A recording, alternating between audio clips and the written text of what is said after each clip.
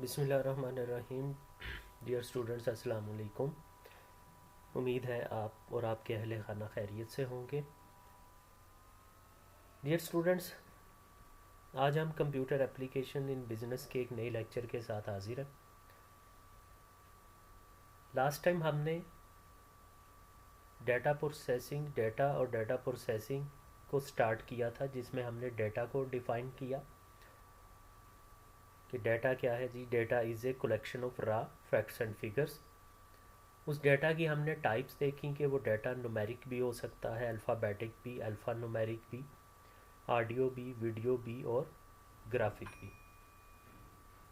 उसके बाद हमने देखा कि डाटा को जब प्रोसेस कर चुके होते हैं हम, तो हमारे पास इंफॉर्मेशन मिल जाती है। यानी इंफॉर्मेशन क्या है? Information is a processed form of data. फिर हमने दोनों को कंपेयर किया कि डाटा मीनिंगलेस होता है, इंफॉर्मेशन मीनिंगफुल होती है। डाटा रॉ फॉर्म में होता है, इंफॉर्मेशन प्रोसेस्ड फॉर्म में होती है। डाटा अनऑर्गेनाइज्ड होता है, इंफॉर्मेशन ऑर्गेनाइज्ड होती है। डाटा इंडिपेंडेंट होता है, इंफॉर्मेशन डेटा पर डिपेंड कर रही होती है। तो ये कुछ डिफरेंसेस हमने देखे। फिर हमने देखा कि डाटा प्रोसेसिंग क्या है, तो उसको हमने इस तरह से पढ़ा कि data processing is the process of converting raw facts and figures into useful information. When we collect data from different sources, then we process that data to obtain a useful information. This whole process is data processing. Then we discuss different levels of data processing. Means that a data can be processed at different levels. उसमें हमने manual data processing को देखा, mechanical data processing को देखा और EDP यानी electronic data processing को देखा। अब स्टूडेंट्स, आज जो हम इस चैप्टर में या इस टॉपिक से रिलेटेड जो चीज़ पढ़ने जा रहे हैं वो इसमें सबसे इम्पॉर्टेंट है, and that is data processing life cycle. Data processing life cycle. अगर आप डाटा प्रोसेसिंग की डेफिनेशन को अपने जहन में रखें तो हमने इस तरह से डेफिनेशन की कि data processing is the process of converting raw facts and figures into useful information. अब अगर हम इस डेफिनेशन को थोड़ा डिटेल में जाएं, डिटेल में पढ़ें, तो वो डाटा प्रोसेसिंग लाइफ साइकिल बन जाता है। यानी data processing is a process. तो अगर हम उस प्रोसेस की डिटेल में जाएं तो हमें पता चलेगा कि this process involves different steps. तो फिर हम कह सकते हैं कि the steps which are taken to convert raw facts and figures into useful information is data processing life cycle.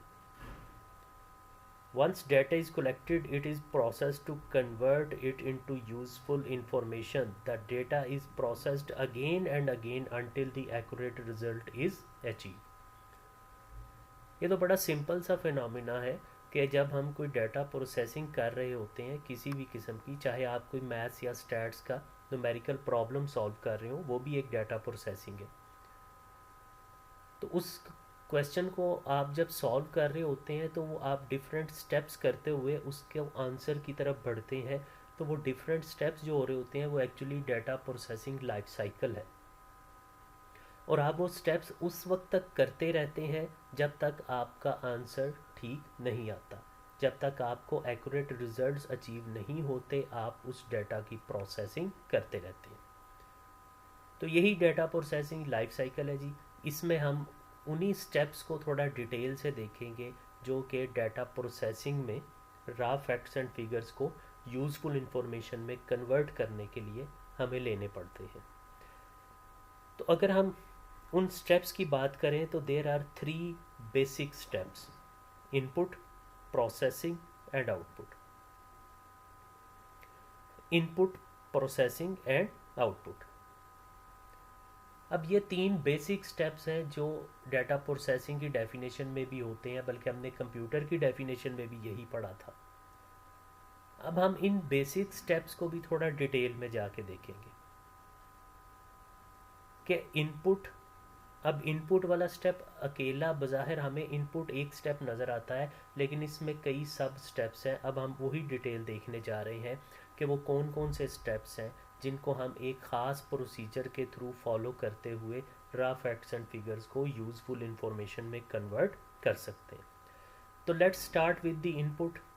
जब हम इनपुट की बात करते हैं तो इनपुट में जो सबसे पहला काम होता है इनपुट फेज में, that is collection of data.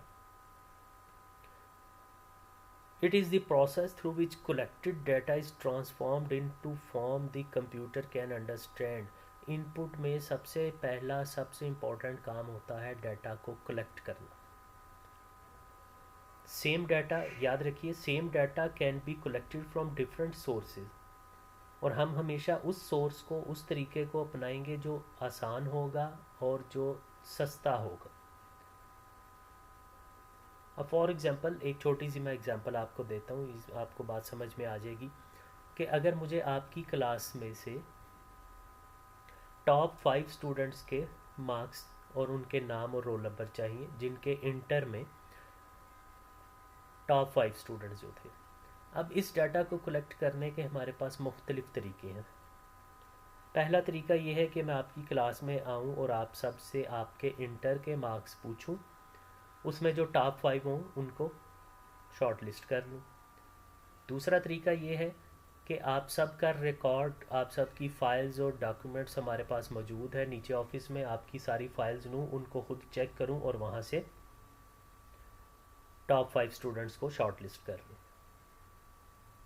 तीसरा तरीका ये है कि आपसे आपके इंटर का जो बोर्ड का रोल नंबर था वो मालूम करूं और बोर्ड की वेबसाइट पे जाके या बोर्ड से कांटेक्ट करके आपका रिज़ल्ट सबका मालूम करूं और फिर उसमें से टॉप 5 स्टूडेंट्स को शॉर्ट लिस्ट कर लूं। अब डाटा सेम ही कलेक्ट होगा, लेकिन तीन सेम डाटा को कलेक्ट करने के मैंने आपको 3 तरीके बता दिए। अब इनमें से हम कौन सा तरीका यूज़ करेंगे जो तरीका आसान होगा और सस्ता होगा, जिसमें रिसोर्सेज कम लगेंगे। तो वो तरीका क्या है? वो पहले वाला है कि आपसे क्लास में आके आपके जो स्टूडेंट्स हैं आपसे ही पूछा जाए और 5 स्टूडेंट्स को शॉर्ट लिस्ट कर लिया जाए। It is the easiest way to collect the data. उसके बाद दूसरा काम क्या होगा जब हम डाटा कलेक्ट कर चुके होंगे, ये भी इनपुट फेज़ की बात हो रही है। दूसरा काम उसमें होगा जी उसको वेरीफाई करना, verification of data. It is the most important step, क्योंकि अगर यहाँ पे आपने गलती पकड़ ली तो उम्मीद है आपकी सारी प्रोसेसिंग आगे ठीक चलती जाएगी। अगर आप यहाँ पे कलेक्टेड डाटा में से गलती नहीं पकड़ सके और वो अगले फेज़ की तरफ मूव हो गया तो फिर वो प्रोसेसिंग भी हो जाएगी और जब आउटपुट आएगी then you will not get accurate results. फिर आपको ये सारे स्टेप्स रिपीट करने पड़ेंगे, सारी डाटा प्रोसेसिंग दोबारा करनी पड़ेगी। तो इसलिए जो डाटा आप कलेक्ट कर चुके हैं उसकी वेरिफिकेशन की जाती है इस स्टेप में, और बहुत ही एहतियात से, और बहुत इम्पॉर्टेंट स्टेप है ये। जिस तरह अभी मैंने जो आपको एग्जांपल दी, आपकी क्लास में आके मैंने सबके मार्क्स पूछे, टॉप 5 स्टूडेंट्स को शॉर्ट लिस्ट किया। अब मेरा काम है कि उन टॉप 5 स्टूडेंट्स को जो आपने अपने अपने मार्क्स बताए मैं उनको वेरीफाई करूं। ठीक है। अब इन 5 स्टूडेंट्स को वेरीफाई करने के लिए अगर मैं आपकी फ़ाइल्स भी चेक कर लेता हूं तो ये इतना ज़्यादा टाइम कंज्यूमिंग नहीं होगा, बजाय इसके कि मैं सारी क्लास की पहले फ़ाइल चेक करके नंबर नोट करता और फिर उसमें से 5 को शॉर्ट लिस्ट करता। तो फिर मैं आपकी फ़ाइल से या किसी और तरीके से आपके ओरिजिनल रिज़ल्ट कार्ड मंगवा के, फ़ाइल नहीं भी चेक करता तो आपके रिज़ल्ट कार्ड ओरिजिनल आपसे मंगवा के इस कलेक्टेड डाटा को वेरीफाई कर सकता हूँ। उसके बाद है जी कोडिंग। इनपुट में तीसरा जो स्टेप होता है वो कोडिंग का होता है। कोडिंग मीन्स कि जब हम इस डाटा को वेरीफाई करने के बाद कंप्यूटर को देते हैं तो हम कंप्यूटर को हम अच्छी तरह पढ़ चुके हैं कि computer can not understand the language other than 0 and 1। तो हम जब कंप्यूटर को डाटा ये वाला कलेक्ट करके देंगे तो फिर कंप्यूटर उसकी कोडिंग करेगा। The verified data is coded और converted into machine readable form. उसको मशीन लैंग्वेज में कन्वर्ट करेगा ताकि कंप्यूटर उसको खुद भी समझ सके, जाहिर है कंप्यूटर उसको खुद समझेगा तो फिर उस पर प्रोसेसिंग कर सकेगा।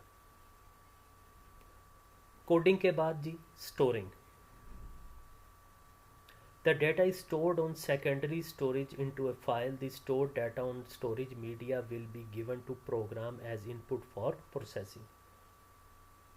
चलें जी, ये हमारा पहला स्टेप कंप्लीट हुआ इनपुट वाला। उस इनपुट में हमने मज़ीद कौन कौन से काम करने हैं, जो कि ये चारों काम ही इनपुट कहलाएंगे। सबसे पहले डाटा कलेक्ट किया, उस कलेक्टेड डाटा को वेरीफाई किया, वेरीफाई करने के बाद उसको कंप्यूटर में दाखिल किया यानी कोडिंग की, और फिर उसको एक फ़ाइल की शक्ल में कंप्यूटर पे स्टोर कर दिया किसी भी स्टोरेज डिवाइस यानी हार्ड डिस्क वगैरह पे। Now comes the second phase which is the most important, जहाँ पर अब इस डाटा की प्रोसेसिंग होनी है। इस डाटा को अब इस सेकंड स्टेप में कन्वर्ट किया जाना है, तो वो स्टेप है जी प्रोसेसिंग। प्रोसेसिंग में सबसे पहला काम जो है वो क्लासिफिकेशन का होता है। क्लासिफिकेशन मीन्स दर्जाबंदी करना, उसकी डिफरेंट क्लासेस बना देना on the basis of some characteristic. जिस तरह आप लोगों की क्लासिफिकेशन की गई है, थर्ड ईयर के स्टूडेंट्स, थर्ड ईयर के एडमिशन हुए,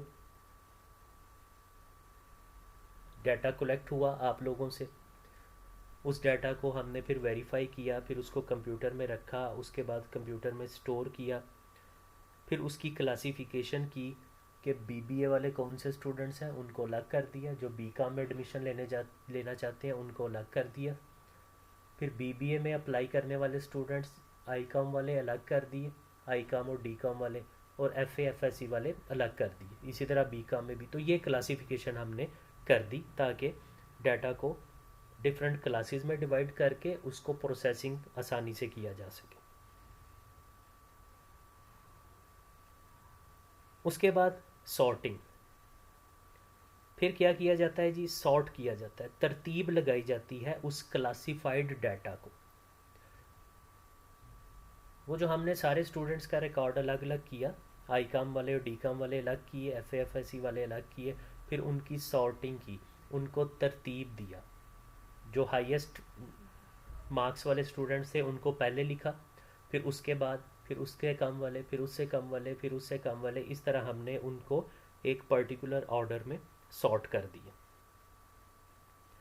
सॉर्टिंग के बाद कैलकुलेशन। अब ये कैलकुलेशन वाला इम्पॉर्टेंट स्टेप है प्रोसेसिंग में। वैसे तो पूरा प्रोसेसिंग वाला फेज़ ही इम्पोर्टेंट है, लेकिन ये ज़्यादा इम्पोर्टेंट है क्योंकि इस कैलकुलेशन वाले फेज़ में हम अरिथमेटिक और लॉजिकल ऑपरेशंस परफॉर्म करते हैं उस डाटा पर, जिससे उसकी जो है शक्ल बदल जाती है। शक्ल बदल जाती है यानी वो एक्चुअली प्रोसेस हो जाता है। जिस तरह अगर जो आपकी एग्जांपल मैं लेके चल रहा हूँ उसी को देखूँ, तो जब हमने डिफरेंट क्लासिफिकेशन करके सॉर्टिंग कर दी, मार्क्स के लिहाज से तरतीब लगा दिया, फिर उस पर कुछ अरिथमेटिक ऑपरेशंस परफॉर्म किए, फॉर एग्जांपल आप सबकी परसेंटेज निकाली या ग्रेडिंग की, या जो है और कोई इस किस्म के अरिथमेटिक यानी कैलकुलेशन वाला काम उस डाटा पर परफॉर्म किया, और देन उसको समराइज कर दिया। Fourth and last step in processing phase is summarising. Summarising में क्या किया, ज़ाहिर नाम से पता चला कि उस पूरे डाटा को समराइज़ कर दिया कि आपके जो डिटेल्ड मार्क्स थे सब्जेक्ट वाइज थे उस सारे को टोटल में किया, टोटल से उसकी परसेंटेज निकाली, और वो percentage is actually summarised form of your marks. ठीक है, तो data is process to represent it is in summarised form. क्योंकि एक वजह ये भी होती है कि जब इस प्रोसेस डाटा को हमने किसी को प्रेजेंट करना होता है, किसी के सामने पेश करना होता है, तो हम समराइज शक्ल में करते हैं, पूरे का पूरा डाटा प्रेजेंट नहीं कर सकते, ना ही किया जाता है। जिस तरह जो मेरिट लिस्ट बनी वो हमने प्रेजेंट करनी थी, तो आपको अगर याद हो वो मेरिट लिस्ट बड़ी समराइज्ड फॉर्म में थी, जिसमें आपके नाम थे, आपके आगे मार्क्स या परसेंटेज थी, और मेरिट में नंबर लगा हुआ था कि ये पहला नंबर है या दूसरा। अब उस मेरिट लिस्ट में डिटेल्ड में हम नहीं जा सकते थे कि उसमें आपने एफएससी की है या आईकॉम किया है, वो भी मेंशन किया होता, आपके सारे सब्जेक्ट्स मेंशन किए होते, प्रैक्टिकल के मार्क्स अलग मेंशन किए होते, थ्योरी के अलग। तो इतनी डिटेल में उस प्रोसेस डाटा को हम डिस्प्ले या प्रेजेंट नहीं कर सकते। तो fourth and final step of processing is summarizing. उस प्रोसेस डाटा को, कैलकुलेटेड डाटा को हम समराइज करते हैं so that it can be displayed और it can be presented to someone. उसके बाद थर्ड एंड लास्ट फेज है जी आउटपुट। अब देखें, इनपुट हो चुका, इनपुट में हम डाटा कलेक्ट कर चुके, कलेक्ट करके वेरीफाई कर चुके, वेरीफाई करके कंप्यूटर में इनकोडिंग कर चुके, उसके बाद उसको हार्ड डिस्क पे स्टोर कर चुके, उसके बाद उसको प्रोसेसिंग फ़ेज़ में लाया गया और प्रोसेसिंग फ़ेज़ में उसकी क्लासिफिकेशन कर चुके, क्लासिफाइड डाटा को सॉर्ट कर चुके, सॉर्टेड डाटा पर डिफरेंट कैलकुलेशंस परफॉर्म कर चुके और उस कैलकुलेटेड डाटा की समरी तैयार कर चुके। अब आउटपुट की तरफ हम आ गए हैं।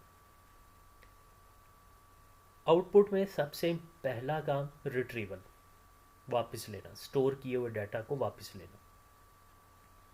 Output store on the storage media can be retrieved at any time. For example, the result of student is prepared and stored on disk. The result can be retrieved when required for different purposes.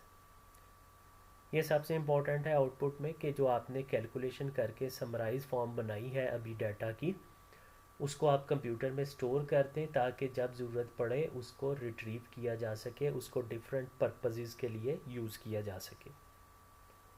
Retrieval के बाद conversion. Conversion means data को convert करना है। अब देखिए, हम जो data processing पढ़ रहे हैं ये मैनुअल या मैकेनिकल नहीं, ये एक्चुअली ईडीपी यानी इलेक्ट्रॉनिक डाटा प्रोसेसिंग पढ़ रहे हैं, कंप्यूटर जिसमें इन्वॉल्व है। तो आपको अच्छी तरह अंदाज़ा है कि जो कंप्यूटर में हमारे पास डाटा होता है, हम उस प्रोसेस्ड डाटा को जब चाहें जिस भी शक्ल में उसकी आउटपुट ले सकते हैं। मतलब ये कि we can convert one form of data into another form. जिस तरह अक्सर आप टीवी में स्पेशली क्रिकेट मैचेस के दौरान देखते हैं कि एक सिंपल न्यूमेरिकल फॉर्म में डाटा होता है कि इतने ओवर्स हैं, इतने स्कोर है, इतने आउट है। इस डाटा को वो डिफरेंट शक्लों में कन्वर्ट करके हमें शो कर रहे होते हैं। कभी रन रेट की शक्ल में, कभी बैट्समैन की एवरेज की शक्ल में, कभी जो है हमें वो ग्राफिकली शो कर रहे होते हैं, ग्राफ्स बनाकर शो कर रहे होते हैं, चार्ट की शक्ल में हमें शो कर रहे होते हैं कि इतनी स्कोर हुई, यहाँ यहाँ पे विकेट गिरी। तो एक ही डाटा को we can convert single data into different forms, different शक्लों में हम उसको प्रेजेंट कर सकते हैं। ये है जी कन्वर्जन, और यही सबसे बड़ा फ़ायदा है कंप्यूटर का यानी इलेक्ट्रॉनिक डाटा प्रोसेसिंग का। उसके बाद कम्युनिकेशन, कि हम इस इलेक्ट्रॉनिकली प्रोसेस्ड डाटा को ईज़िली कम्युनिकेट कर सकते हैं। मतलब ये कि हम इसको ईज़िली एक जगह से दूसरी जगह भेज सकते हैं, जो कि मैनुअली डाटा को भेजना मुश्किल होता है। आजकल सारा दौर ही कम्युनिकेशन का है। ये जो हमारी ऑनलाइन क्लासेस हो रही हैं ये भी कम्युनिकेशन की बेस्ट एग्जांपल है। फिर आप सोशल मीडिया पर, व्हाट्सएप पर, ट्विटर पर, फेसबुक पर या ईमेल के थ्रू इजीली जब भी चाहें इलेक्ट्रॉनिकली डाटा को एक जगह से दूसरी जगह, एक शख्स से दूसरे शख्स तक कम्युनिकेट कर सकते हैं। तो इसी कम्युनिकेशन की बात हो रही है। Last, fourth and last step that is performed in output phase is feedback. Feedback का मतलब राय लेना, यानी जिन लोगों के लिए आपने डाटा प्रोसेस किया है, जो लोग इस प्रोसेस डाटा को यूज़ कर रहे हैं, आप उनसे पीरियोडिकली यानी टाइम बाय टाइम, वक्फे वक्फे से कुछ अरसे बाद उनका फीडबैक लेते रहें, उनसे रिपोर्ट लेते रहें। उनकी रिपोर्ट की बेस पर हम फर्दर इसमें बेहतरी ला सकते हैं। उनकी रिपोर्ट की बेस पर हम इसमें जो गलतियां हैं, जो कमियां, जो फ्लॉज हैं, उनको इंडिकेट करके नेक्स्ट जो है उसको दूर कर सकते हैं। ठीक है जी, ये था जी हमारा आज का topic which is data processing life cycle, which is very important topic.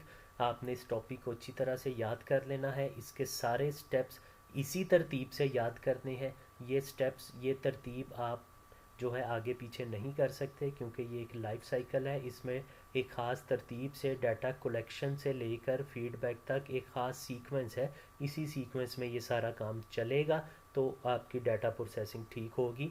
अब आप, ऐसा नहीं हो सकता कि डाटा कोडिंग पहले कर लें, कलेक्शन बाद में लिख लें, तो ये तो पॉसिबल नहीं है। इसलिए आपने ये सारी हेडिंग, ये सारे स्टेप्स जो हैं इसी सीक्वेंस में याद रखने हैं।